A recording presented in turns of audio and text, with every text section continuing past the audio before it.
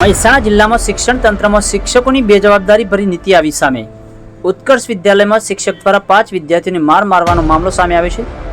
શિક્ષક નીલ પટેલ દ્વારા મસ્તી કરનાર 5 વિદ્યાર્થીઓને દંડા વડે ફટકારવામાં આવ્યા. સમગ્ર ઘટના સીસીટીવીમાં સામે આવી છે.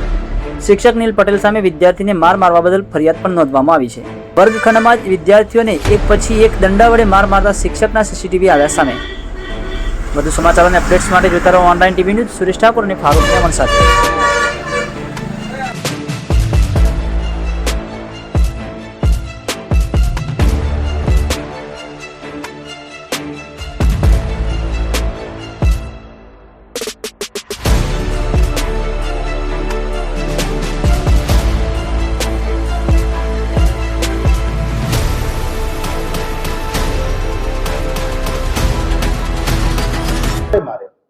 શુક્રવારે અમે ટેસ્ટના પીરિયડમાં ટેસ્ટ આપીને મસ્તી કરતા હતા અને હસતા હતા. આખો ક્લાસ હસતા હતા. એમાં અમારે 5નું નામ આલ્યું અને સાહેબે અમારે 5 માર્યા.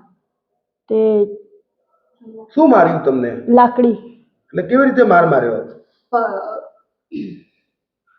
તમે શું કરતા હતા એટલે તમને માર માર્યો? અમે મસ્તી કરતા હસતા હતા. નહીં ટેસ્ટ આપી દીધો હતો મેડમને, પછી અમે હસતા હતા એટલે સાહેબે અમને માર્યા. પછી શનિવારે શેના વડે માર્યા? લાકડી વડે. અમે પેપર ટેસ્ટ લખતા હતા, પછી અમે હસતા હતા. બોલ્યું તે અમે બધા હસતા હતા આખો ક્લાસ. તે બીજા દિવસે સર કેમેરા જોઈને આવ્યા, પછી અમને બધાને માર્યા લાકડી વડે. શું થયું બેટા? તને કોણે માર માર્યો છે? નીલ સાહેબે. એટલે ક્યાં ભણે છે? આખો બનાવ કેવી રીતે બન્યો?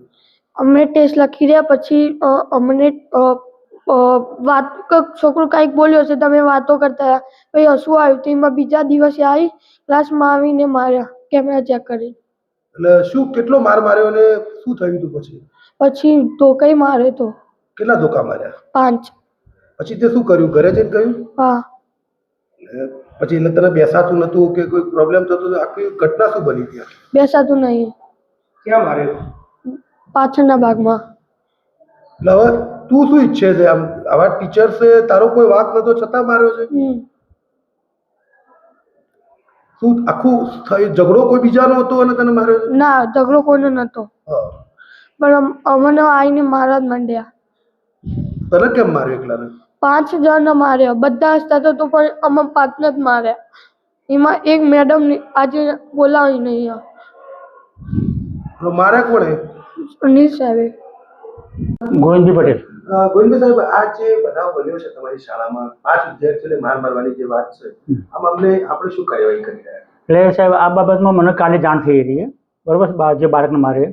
એટલે એવો ડીઓ ઓફિસમાંથી જે શું કરવું કર્મચારી પાછળ એના નીતિ નિયમો જાણી અને હું જે યોગ્ય કાર્યવાહી કરવા માટે હું મંડળને જાણ કરીશ. આપના દ્વારા કોઈ શાળા શિક્ષકો છે એમને કોઈ સૂચના આપવામાં આવેલી છે કે આ રીતે શારીરિક શિક્ષા ન કરે? હા, અગાઉથી સાહેબ સૂચના મેં આપેલી છે કે બાળકને શારીરિક શિક્ષા નહીં કરવી એમ, બરાબર. અને શારીરિક શિક્ષા ન કરો એ મતલબ કે તમે 5 વખત લખવા આપો, વાલીને જાણ કરો, બરાબર. અને એ કામ કરવું, બીજું કંઈ કરવું નહીં એમ, શિક્ષાત્મક પગલો કરવો લેવા નહીં એમ. તો પછી આ જે શિક્ષક છે એને કેમ પાલન ન કર્યું? શું લાગે છે આપણે કે ધોકા વડે માર માર્યો તો કારણ શું હોય શકે? એટલે આમ તો શું છે, મને ખ્યાલ નહીં, મને ખબર છે હું એ વસ્તુ થવા જ નહોતો એમ, મારી જાણ બહાર થયું આ બધું. શિક્ષકની પરિપક્વતાનો અભાવ કહી શકાય આ વસ્તુ? હા, કહી શકાય છે. બાળક ધોરણ 8માં અભ્યાસ કરે છે અને એને ઘરે આવીને એની મમ્મીને કહ્યું કે મને સ્કૂલમાં સાહેબે માર્યા. તો બપોરે હું ઘરે આવ્યો એટલે એની મમ્મીએ મને કહ્યું કે સ્કૂલમાં રિયાંશને એમના જ માર્યા હતા. પણ મેં કંઈ એટલું બધું લીધું ના. પણ રાત્રે હું ઘરે જ્યારે આવ્યો પાછો સાઈડ ઉપરથી, ત્યારે એની મમ્મીએ એને કીધું કે મને અહીંયા દવા લગાવી આપ. તો દવા લગાવતી વખતે એને જોયું તો એને સોટીથી જે મારે એના હોર એવા ને એવા જ પડેલા હતા અને એને વેદના થતી હતી. તો પછી એને હું હોસ્પિટલ લઈ ગયો અને હોસ્પિટલ જ્યાં પછી મેં કાયદેસરની કાર્યવાહી મેં એની FRI કરી. એટલે બાળકને શિસ્તમાં રાખવા માટે સજા કરવી જોઈએ, પણ આવી સજા હોય? લાપટ ઝાપટ કરી શકે શિક્ષકના આવે છે એવું, પણ આટલો ઢોર માર તો ના જ મરાય. એટલે તમને સામાન્ય શિસ્તમાં રાખે એનો વાંધો નથી? ના, એનો કંઈ જ વાંધો નથી મને, પણ આટલું બધું તો ના જોઈએ એમ. અને એમાં 5 છોકરાને જે માર્યા એ છતાંય પણ એ શિક્ષક એવું કહે કે જો વાલીને ઘરે જઈને કહી દઈશ તો કાલ તને ફેર મારીશ. આ રીતે બાળક 3 દિવસથી બેસી શકતું નથી, આવી આટલી હદે કેવી રીતે શિક્ષક આવું કર્યું છે? આટલી હદી તો મરાય જ ના ને, કોઈ પણ સંતાન એને આટલી હદી તો મરાય જ ના ને. મારી માંગ તો બસ કાયદેસરની જે કાર્યવાહી થતી હોય ને એ મારે કરવાની છે.